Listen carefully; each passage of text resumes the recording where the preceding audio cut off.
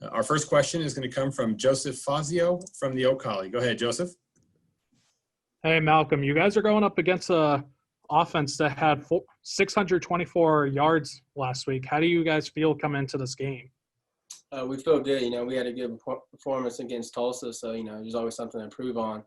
And West Virginia's got a high-power offense, so we can't wait to see what they got. All right, thanks, Malcolm. Mm-hmm. Our next question is going to come from Scott Wright from the Oklahoman. Go ahead, Scott. And Malcolm, you mentioned the Tulsa game. What were kind of some of the highs and the lows of grading your the film? Not just you personally, but the defense as a whole. One of the highs were, we were flying around, and that's what you want to do on defense: fly around, fly to the ball. And some of the lows, we gave up a couple big passes, but other than that, we were pretty much on our P's and Q's. When you're coming free on a blitz on fourth down, describe that feeling. Let's just say it's like a buffet at Golden Corral. That's all I'm going to say. That's good. Thanks, Malcolm. Yep. Golden Corral. Oh, yeah. All right. Our next question is going to come from Jacob Unruh from the Oklahoman. Go ahead, Jacob. Hey, Malcolm. I'm kind of curious. The whistles on Saturday seem to be kind of a silent whistle. Did you hear whistles? Did you notice the problem? I heard a couple whistles, but I didn't really pay any mind to it. It just seemed dangerous at times. Did you notice any of those free shots that quarterbacks almost had to take there because the plays weren't stopped in time? No, like I said, you're just so your adrenaline rush is going, you can't really hear it till the play's over. Awesome. Thanks, Malcolm. Mm-hmm. Our next question is going to come from Ryan Breeden from the Oak Collie. Go ahead, Ryan. Hey, Malcolm. How did you feel conditioning-wise just during the game? Because I know it was a bit of a weird off-season for you guys and not being able to do your typical work to get ready. So can you just tell me how you felt conditioning-wise? I actually felt pretty good. There was a couple of long drives where, kind of felt it, but Coach Glass and Coach Gundy did a very good job of getting us conditioned. So other than that, we felt fine. And how'd the atmosphere feel just inside the stadium this year compared to other years past? It was surprising. Actually, with the lower fans we got, the fans did a real good job making it loud in there. So like I said, it was pretty loud for how many fans we had. Awesome. Thank you. Mm-hmm. We're going to go back to Scott Wright from the Oklahoman. Go ahead, Scott. A lot of people say, Malcolm, that some of the biggest gains are made between game one and game two. Where do you think this defense has room to make some improvement going into the West Virginia game? Shutting down those big offensive drives, 10-play drives, you cut that down, then long passes, deep passes, shutting those off and getting 3 and out. What was the key to you guys' success on third down the other day? Coach Knowles had good game plan calls, and we were just right where we needed to be. Thanks, bud. Our next question is going to come from Jacob Unruh from the Oklahoman. Go ahead, Jacob. Hey, it was Calvin's first game in over a year. What'd you think of Calvin's play? Calvin looked good out there. He was flying around. You could tell he had some fresh legs, and he was doing Calvin things. I missed the opportunity for the follow-up a little bit ago. I should have totally did this and have a little fun with it. Golden Corral, right? So rank your buffets here. Where are you going for buffets? Definitely Golden Corral. Then that's really all I have. Golden Corral. I don't really go buffets all the time, but when I do, choosing Golden Corral. No CCs, nothing like that. No CCs. I'm not a big fan of CCs. Okay, that's fair. All right, I appreciate it, Malcolm. Yep. Our next question is going to come from Frank Bonner from the Tulsa World. Go ahead, Frank. Hey, Malcolm. First game against Tulsa was the defense's first chance to show, what you guys can really be this year. And for you guys to be able to win with the performance you had, how does that help build the confidence of this defensive group going into conference play? It just shows that we can put the game in our hands and put it on our back, and we got veterans on the defensive side, and we can step up like that.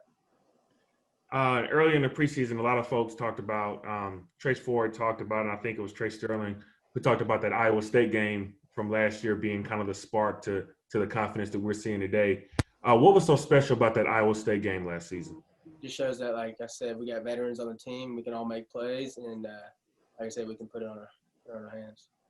I appreciate you. All right, seeing no more questions for Malcolm, we're going to go ahead and let you go. Malcolm, we really do appreciate you every time you do this. So we're so thankful for you. All right, appreciate you guys. All right, take care. Have a good night. There's also been a lot of controversy over the electronic whistles. Could you hear them down there in the trenches? Be honest with you, I really wasn't even listen for the whistles. I just saw the play stop, till I just kept going till I see everybody else stop. But I really didn't hear much whistle. I heard them a little bit, but they wouldn't very. You couldn't really hear them as much, to be honest with you.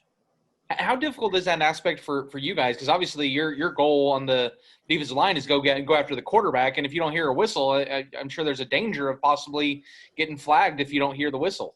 Yeah, it can become a bad thing, but it's just you kind of know when it's time to let up and kind of keep going. So even with the whistles thing, it helps a little bit, but you just kind of being out there, you kind of feel for it. You just kind of feel like if it's a late hit, maybe I just pull off a little bit. So just some things you just have to just take in your own hands and do it. So that's really it. Thanks, Cam. Well, Our next question is going to come from Scott Wright from the Oklahoman. Go ahead, Scott. Cam, how did you feel the pass rush worked on Saturday, and what do you guys need to do this week better? I feel like we just got to win our one-on-one matchups. I mean, I feel at times it was many opportunities. I felt as a D-line, me personally, and as a whole D-line, that we could have won some one-on-ones better. But we worked on it this game because West Virginia is going to really throw the ball a lot more. But for us into next week, we just worked on the same stuff we've been doing and actually finishing and getting to the quarterback. I think a lot of times we kind of pulled up a lot last week at times. But I feel like this week, coaches kind of get on us about, finishing through and really getting to hit the quarterback, and fluster him a lot. So I think we can do better this weekend. How did you feel the depth played out? You guys seem to rotate quite a few guys in. Oh, the depth was really good. Being able to go out there first and knowing that the guy behind me is ready to play and give me a little time off. It really allows us to see that a lot of guys really wanted to play, and the D line is a real close unit. So when guys behind you and just having that depth allows us to just be a better unit, because when we go out there, we're not as tired and we're getting better, and it's easier to make plays. Thanks, Cam. Our next question is going to come from Ryan Breeden from the O'Colly. Go ahead, Ryan. Hey, Cam. So that depth you're talking about on the defensive line, I'm sure it helps with this, but how did you feel overall in terms of conditioning and stamina-wise coming into the game and during the game and stuff? Me personally, I felt pretty good. With the depth, it allows me to, catch my breath and get back out there and play at 100%. So at times, I really didn't feel tired as much, And Coach Gundy kind of, speak on it like we need to, keep our conditioning up and get better. But at times, for me personally, I think the D-line, I think we kind of felt all right out there. I didn't really get as tired as much. Like you said, the depth played a huge part in that, So it's just taking it one down at a time, and it really was run that bad this weekend, and it felt good. So that probably made a difference. So Awesome. Thank you. well, Next question is going to come from Frank Bonner from the Tulsa World. Go ahead, Frank. Hey, Cam, I got a quick question about your teammate, Colby. Last time we talked to him, he said he was the best freestyler on the team. Would you agree with that? everybody always feel themselves at times, but he does all right. I don't think he's the best. He haven't won against me yet, but he do pretty good. Kobe is a very good artist, so we'll see. Who would you claim is the best? Would you say it was yourself, or would you go with somebody else? I mean, I would probably put Kobe up there. Kobe is a good artist, a good freestyler. He do it pretty good. You have Rodarius Williams who try to do it, but he be all beat a lot. But we kind of, as a defense, we kind of do it, but it all depends on who is really talking. I mean, you got Rodarius, Kobe, other guys that try to get in there. Tanner McAllister try to get in there. I feel like Kobe's probably one of the best ones, though. But Kobe has never won against me, so we'll see. I know he makes music. I think he sees his tape is releasing today. Are you on any of his tapes that he makes? No, I'm not on his tapes, but I think Rodarius Williams is. I haven't heard it yet, but I know it's probably gonna sound pretty good. His last couple of tapes sounded pretty good, so I think this will be another stepping stone and get higher. So I think it'd be pretty good. I appreciate you. So, Cam, between you, Colby, and Rodarius, who would be comparisons to actual rappers? Like who would compare to who based off style? I mean, I'll probably give it to Kobe. He's more of an emotional guy. He kind of, he tend to sing a little bit, so he gets me on that. And Rodarius, he can sing a little bit, so I say Kobe just because he Okay. can sing. I'm sorry, I worded that terribly. I mean, like comparison to like professionals that are out there right now. Kobe is more of a Drake type of guy. That's what I feel like. He kind of like reminds you of a Drake type of guy. He's very mellow, kind of soft with it at times, but can rap a little bit. So that's kind of feel like Kobe is. I mean, me personally, I really don't compare to nobody. I mean, I'm not a big rapper, but I say Rodarius would probably be like somebody like G Herbo or a rapper, something like that, because Rodarius be off beat a lot. So that's probably the best comparison for him. So. All right, I appreciate you. I probably should get back to serious business here. So the next question is from Scott Wright from the Oklahoman. Go ahead, Scott. Well, I don't want to get too serious, so I wanted to know if you've seen the uniforms for this week yet, and what you think of them.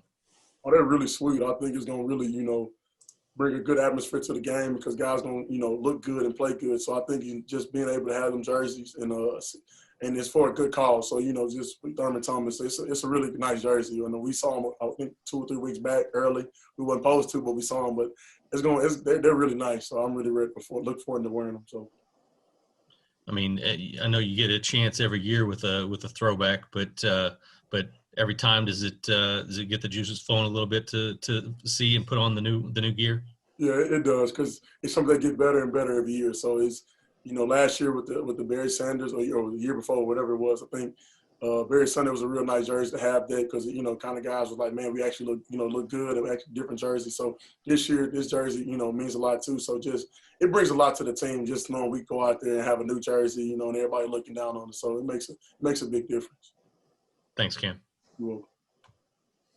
All right, Cam, we appreciate you coming out. But before we let you go, do you have any maybe last thoughts, last closing comments to take us home? Anything that you want to talk about that we missed? Personally, no. Just as a unit, I feel like we're just getting better. As a defense, and as my unit, the defensive line is just taking one day at a time. And just really, accomplishing the goals that we have set. So it's just sticking to the process and sticking to the plan that Coach Knowles has, and just trusting it. That's all I have for our defense. That's all I have to say. Well, thank you so much. We appreciate you taking the time. Hope you have a good rest of your night tonight. All right, thank you. Take care.